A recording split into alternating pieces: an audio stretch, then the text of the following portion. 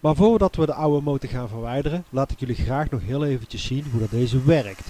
Zoals je kan zien is deze niet programmeerbaar en kan je deze alleen maar handmatig, harder en sneller zetten of eventueel de andere kant op laten draaien.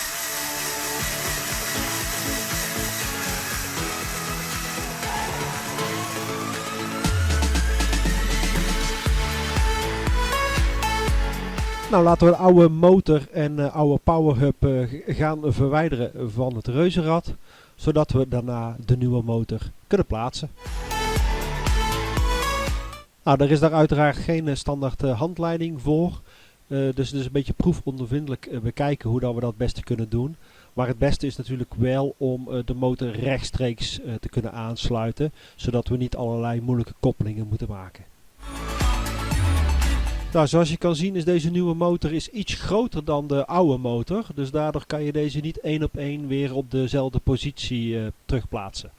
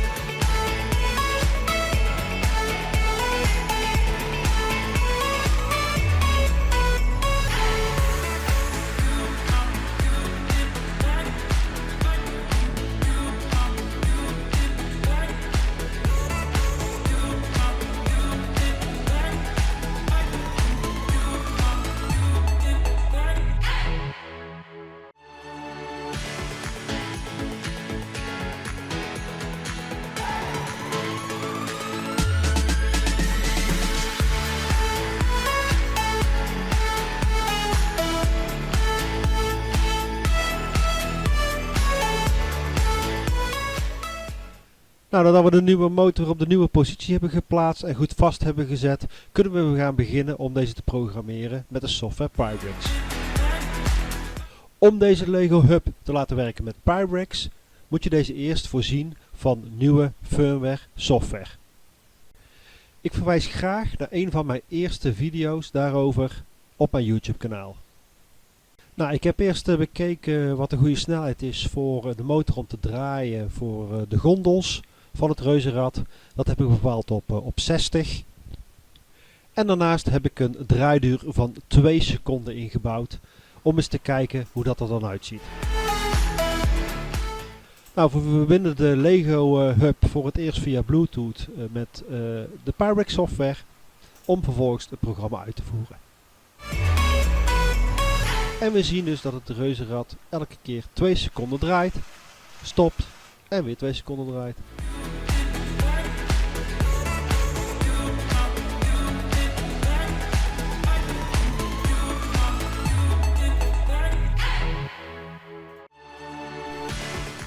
Nou, inmiddels heb ik wat getest met de tijdduur van een gondel. Dus hoe lang doet één gondeltje erover om te moeten draaien. Dat is ongeveer 1,35 seconden. En als we deze software dan laten draaien, zien we dat één voor één de gondeltjes voorbij komen en op tijd stoppen. Nou, zoals je nu kan zien heb ik waittime second 1 tot en met 12 aangemaakt. Dat komt omdat we 12 gondeltjes hebben en daar heb ik dus het aantal seconden achter gezet, zodat we dit later kunnen gebruiken in de software. En op die manier kunnen we dus heel makkelijk programmeren hoeveel gondeltjes we willen laten draaien alvorens het reuzenrad weer moet stoppen. In dit voorbeeld laat ik eerst nog 6 gondeltjes draaien alvorens te stoppen, om te kijken of dat de software goed werkt.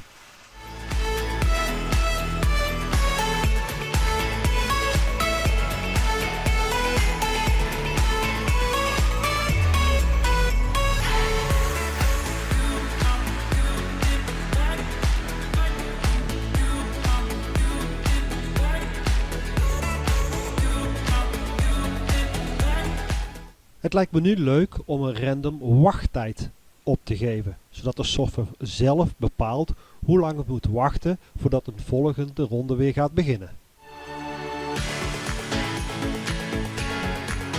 Ik programmeer hiervoor dus de variabele random tijd door middel van het commando randint en ik laat hem dus nu zeggen dat hij mag stoppen tussen de 5 en de 30 seconden. Om dit duidelijk weer te geven in de software voeg ik het printcommando toe.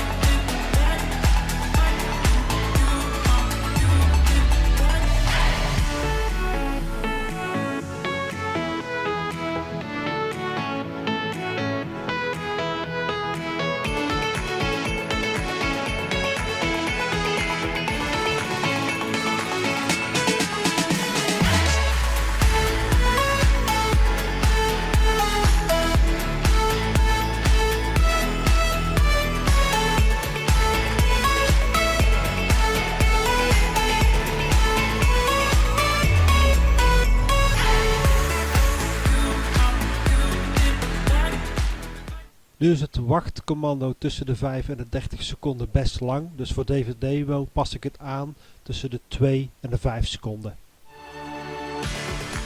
Nou, vervolgens lijkt het mij handig om in de software aan te geven door middel van het printcommando wat dan de wachttijd is, dus de random wachttijd, en wat de draaiduur is, zodat we dat makkelijk kunnen volgen op het scherm.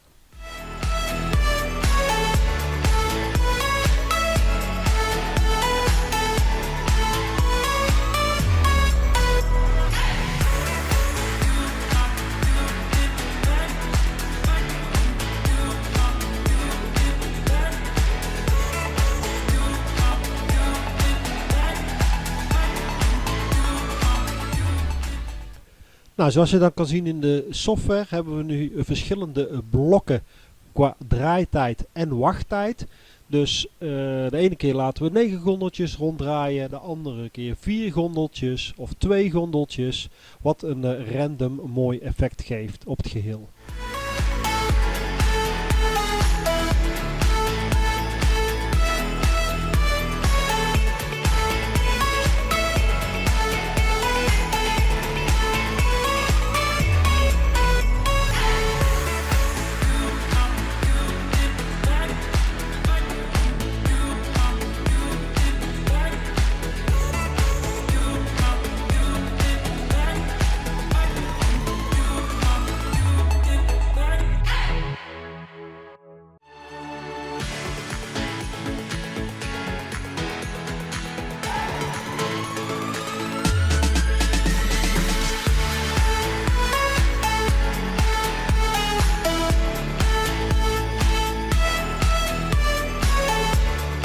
Nou, dan zijn we klaar met het programmeren voor onze Lego Hub. We hebben geen Bluetooth verbinding meer nodig. Dus het hubje kan gewoon helemaal van zichzelf nu het programma afdraaien. En zoals je ziet zit er inmiddels ook een verlichting in het reuzenrad, wat een mooi effect geeft in het donker.